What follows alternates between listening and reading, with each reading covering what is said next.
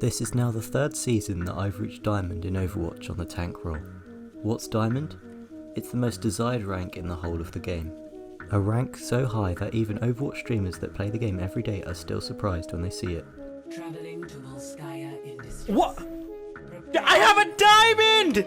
As Diamond is such an incredibly high rank, the challenge to reach it may seem quite daunting, but don't worry, I'm here to show you how to do it, and I managed to do it by only playing 2 off tanks, Roadhog and Zarya. I chose off tanks because they are the easiest role to carry with in my opinion, and you can do it with literally just one hero. In today's video we're going to be going through a VOD review of one of my games as Zarya. Keep in mind that when this video was made, Zarya had recently been nerfed, but that doesn't mean that she's still extremely viable. Here it is. So this is on Oasis, a control point map, and this game was the game I hit my career high. So here's a quick reminder of the Overwatch ranks. I would say generally people kind of start to understand the game around here, and then good players start to appear around here. So getting to a rank like Diamond should be done with relative ease once you just understand maybe your own hero and just sort of the basics of a team fight. So we're just going to watch the replay back, and I'm going to go from everything that I think that will be useful to you, like how to hit really good grabs which carry the game, and also some, looks like we lost the first round. Okay, let's get into the video properly now. So team comp is always something you want to have in the back of your mind. I'm actually duoing with our Doomfist for the bubbles, but we do have a Hanzo, and I would recommend that if you are going to duo, play with a Hanzo because you can coordinate anything that synergizes with your ult basically. Now I've just paused the video quickly because I want to go over a process that A10, a Zarya player, mentioned, and that's lane control. All Overwatch maps have usually at least 3 lanes that you can go down to enter in a fight or get to the objective or whatever. But it's really easy to see this on this map in Oasis because you've got one lane to the right of you, the one in the middle to point, which is where the fighting happens, and the one that your main tank will go down, as well as the high ground on the left, which is the third lane. If my main tank, so that's Ryan, Winston or Orisa, goes down the middle, then I don't really need to go the same way as them, because it might seem the obvious play for me to get like charge and so ever, but I can create pressure from another angle and pretty much see what's going on and still get like the same amount of charge. You can also flank, which, you know, might be a bit early to just yet, so I'm just going to talk to you about how the round plays out. So I immediately go to my off angle, so the third lane, and start drilling this Reaper, who immediately starts shooting me, so I bubble. One thing that I'm definitely guilty of is wasting bubbles to get charge. Now what I would say is, until you're around 60 plus charge, you are pretty much allowed to use your bubbles in a way that you think that you can get energy, definitely at least with your personal, because you can do that from a relatively safe distance, and it really works well when you're sort of taking in any sort of spam. And you can also do a default like friendly bubble for when your main tank engages. It's very common to just bubble your Reinhardt when they get within swing distance of the other Reinhardt. So I think bubbling at the start is pretty much fine if it gets you charge. So my Reinhardt's gone very aggressive here, so I bubble him to partially save his life, but also get charge. The Genji goes in deep there, so I deal lots of damage for them to back off. And now I can see that shield's low, so I start using my alternate fires and just spamming them. We haven't got a pick yet, but we've got point control, so I just keep spamming, and eventually one of my spam kills the Reaper, which will happen more than you think. So now we've got point control. It's about pretty much doing cleanup crew. They have res, but we still have control of the point. So again, I'm taken to this other lane, different to where my main tank is, creating pressure from another side, on really high charge, so it means I can go fairly aggressive. And another thing is, if you have your personal bubble available, then you can be more aggressive because you basically can use it to soak up damage. So we get a pick, and then our Doomfist already has his ult online, so we can push up and get some picks. Both main tanks are down, but I have high charge and point advantage, so I try to get picks wherever way I can. I focus the Zarya, and then my Doomfist comes in combos, which is great because we get the kill. I'm keeping an eye on this Brig because I've noticed they've been aggressive all game. I think if you see your teammates being more aggressive, either talk to them in chat, but if you can't, just remember that bubbles can be useful for them. But I wouldn't worry too much about your team, honestly, which is probably an ironic tip. So I'm just going to go back a few seconds because I grabbed that and I want to explain this decision. So I realised that we had the disadvantage, I back off and then I grab. Now this is actually probably a bad grab, because although it did work out in our favour and the Hanzo somehow ulted at the exact same time as me without any coordination, the reason I did this was sort of like a panic ult, which you shouldn't ever like really do. Grabbing is definitely a part of my own Zarya that I need to work on, but in this case it was bad that I did it because I panicked, and also I didn't know if the Genji had used deflect, which could have turned out horrible and they would have won the fight instantly. But in this case we had the dragon combo, which although uncoordinated did work, so I definitely recommend coordinating those if you can, or at least saying my ultimate is ready. It's only a pick down, so it's still winnable, and I'm on very high charge. You want to grab on high charge to do as much damage as possible. Once you've done it, you want to try and do alternate fire bursts as well as punches if you're really close, just to maximize the amount of damage going in and see if you can hit multiple targets at once. Obviously grabbing as many people as you can is good, but also going for just 2-man grabs is completely viable, especially if they're like high priority targets like main tank with no shield or a support that can't get out, and even sometimes solo grabbing, although I would say this is requires a bit more time to like make a judgment on, because it could just be a waste. And also I'd say you want to track enemy support ultimates, like if they have a beat or a transcendence, especially transcendence, that just cancels your grab. So you want to be aware if you think like you need to be pretty sure that you can win the fight with the grab. And also I would say aim for at least 2+, and sometimes a solo grab if it's gonna help you win the fight. Once again, grabs is something in my play that I need to work on, but it worked out for me this time. So now that we've won that, it's going to be a good, I'd say like maybe 20% before they can properly start to take control on the point or like win a fight. Still relatively high charge, and I'd say once you're on high charge, use bubbles in life-saving situations, which I kind of lacked on here. But where you think your teammate's going to die, if you bubble them, you're likely going to get a lot of charge.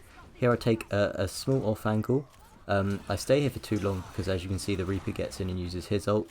So now I need to think about either getting out with my high charge or dying as quickly as possible. I choose getting out, and as you see, I killed the Reaper and the Genji, which is going to be absolutely huge for the next time I'm going to re-engage, because they're going to have no DPS. So I need to take this advantage and push up quickly. I'm now going to show you an example of a failed engage. My team has pretty much no ults or can't really engage against this. For whatever reason we lose this fight. I take the off angle, but then once the Zarya gets bubbled, I know it's pretty much time for me to get out. So I just simply group up with my team and try and get out on high charge. If I've got a support pocket, it means that I usually can get away, and you can always do the rocket jumps to escape. And also seeing like a mercy bubble there, it can be worth just simply bubbling them, because they'll likely be a high priority target. Now, due to a bit of over aggression, we actually lost that fight, and as you can see I lost on my charge, which is damaging, but I have Grav online, and I can also combo with my Doomfist, who has his abilities up. Pretty much any tank or DPS, especially my Hanzo here, who goes to the dragon. So you can grab when your DPS are able to do some damage, whether that be with an ult or have their abilities online. I'm getting really focused here, so I just back up behind cover. I know we've got the advantage, so you can play slow. There's no need to go over aggressive. But yeah, if any of my my other tank or my DPS had ults or abilities which they could do some damage in the fight, then it's worth grabbing, and we secure the round. Now the concept of lane control is more difficult here, because I don't know, this map in particular on Oasis is basically very hard to attack point. So all I'm thinking about really is how can I get point quickly and get a first pick that will give me the advantage. I bubble our Brig because our Doomfist goes in, which means I don't have it for my Doomfist which engaged, which was a risky play, but as we got a pick, I'm going to push up. Now that we've got two, I can pretty much go to the point for free, because I see that the Zarya's used bubble there. Zarya's got no bubbles and go really aggressive, and you can just take the point by doing damage. You don't have to be completely aggressive like I did there. I could have easily backed it to my team and we would have taken the point quicker. So I think that when you've got the advantage, you need to remember to not completely rush in, but also not stay at the back to the point where they could cap point, if that makes sense. One time that you can be more aggressive than usual is high charge, if you've got your personal available because you've got a get out of jail free card. Also keep in mind when the enemy team have used a cooldown. I'd say a simple example is McCree, because when he's used his flashbang, you can pretty much go aggressive on that guy. Maybe even if you've seen his combat role, you know he's got no escape, mainly the flashbang, which you can also bait with bubble, but say if you've seen him used it, then you can go fully aggressive because you know that he's not really going to help you without any support. So the enemy team are coming back to point now. And I think now it's about staying alive. If they grab you, by the way, unless you've got a defensive support ult, then you need to accept that you've lost the fight and just go back in with your team's resources, because grab is such a powerful ult that it pretty much always wins fights unless you've got something like trans available, and it's not that hard to mess up a grav. Well, it's surprisingly hard to mess up a grav, but they are quite easy to land, so in that situation just accept that you're going to lose, die as quickly as possible and get back. Our team are staggering a bit now, so I'm just going to do as much poke as I can because I don't have my ult yet, so I can get as much charge as I need, and I'm going to wait for my teammates to get back so we can engage. Now what's coming up here is basically how we retake the point, and it's important to just notice little things that we do. So one of them is I'm going to combo with my Doomfist here. So I have my bubble available, so when he goes in like that I can bubble him out.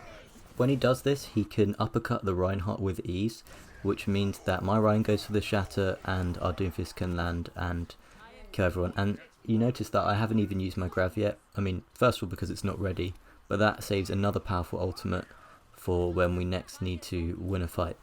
Something I do here is just spam damage for them respawning, which is probably a bad idea because I'm just feeding the enemy support ult charge, but it's a good idea because I was low charge and I needed the charge for the next fight, so it keeps up the momentum. But usually if you've got ult and you're just pointlessly spamming, then you probably should chill out a bit with that.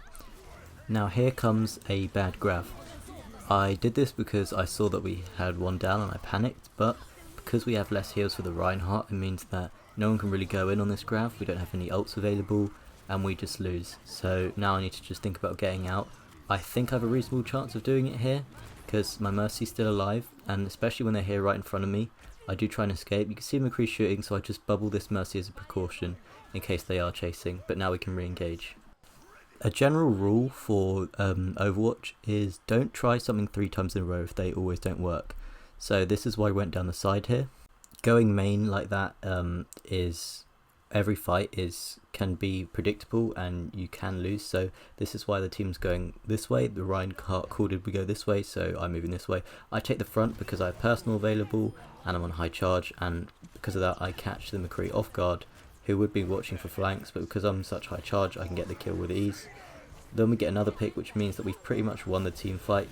I stupidly back up into a pulse bomb here, so I need to focus on staying alive, because even if I die it means that the enemy have a greater chance of capping back because I'll be back with 0 charge. So we win that by me playing cover and keeping my high charge from last fight, and I'm able to get the opening entry pick without too many resources being invested, and we win that fight. Now, judging by the percentage, this is the last fight for the enemy team to try and capture point, and then we maybe have one left, so it's really important we win this.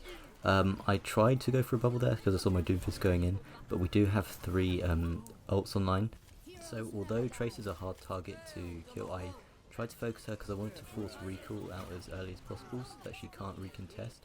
Our team gets a massive pick there on our Moira, so then I go in and focus as much damage as I can now that the Ryan's use Shatter, which means we definitely go aggressive, and the rest is pretty much clean up. So that's pretty much it. I hope you found all my tips useful. I did make a few mistakes this game which I tried to point out, but a lot of the good plays I think I did, I learnt from other streamers who have done stuff like unranked GMs and have explained tips along the way, so I've pretty much tried to regurgitate that here. But thanks for watching, I hope you found it useful.